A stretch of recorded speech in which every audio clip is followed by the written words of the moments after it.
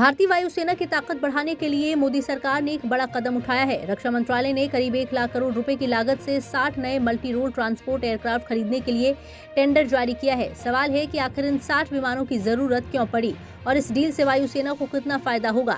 दरअसल भारतीय वायुसेना के पास लंबे समय से इस्तेमाल हो रहे कई ट्रांसपोर्ट विमान अब पुराने पड़ चुके हैं। खासतौर पर सोवियत दौर के AN-32 जैसे विमानों को धीरे धीरे बदलने की जरूरत महसूस हो रही है। नए विमान आने के बाद सैनिकों, हथियारों, गोला बारूद, भारी सैन्य उपकरण और जरूरी सामान को लंबी दूरी तक तेजी से पहुंचाने की क्षमता बढ़ेगी। अब इस डील की सबसे बड़ी खासियत समझिए, सरकार सिर्फ विमान खरीदने पर जोर नहीं दे रही बल्कि इनका निर्माण भारत में कराने की तैयारी है। रिपोर्ट के मुताबिक 60 में से करीब 48 विमान भारत में बनाए जाने की योजना है।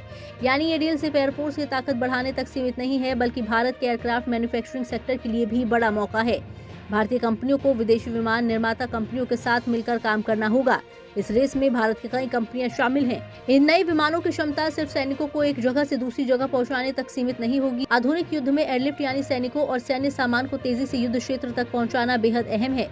पहाड़ी और संवेदनशील सीमावर्ती इलाकों में अचानक बड़ी संख्या में सैनिक या उपकरण भेजने की जरूरत पड़े तो ऐसे विमान बेहद महत्वपूर्ण साबित होते हैं। इसके अलावा प्राकृतिक आपदा, राहत और बचाव अभियान में भी इनका इस्तेमाल किया जा सकता है। तो कुल मिलाकर 1 लाख करोड़ की ये डील सिर्फ 60 विमानों की खरीद नहीं है। ये भारतीय वायुसेना के पुराने होते ट्रांसपोर्ट बेड़े को आधुनिक बनाने, रणनीतिक एयरलिफ्ट क्षमता बढ़ाने और भारत को एयरक्राफ्ट निर्माण के क्षेत्र में आत्मनिर्भर बनाने की बड़ी कोशिश है। अब असली नजर इस बात पर होगी कि सरकार किस विमान को चुनती है और भारत में इसका उत्पादन कितनी तेजी से शुरू होता है।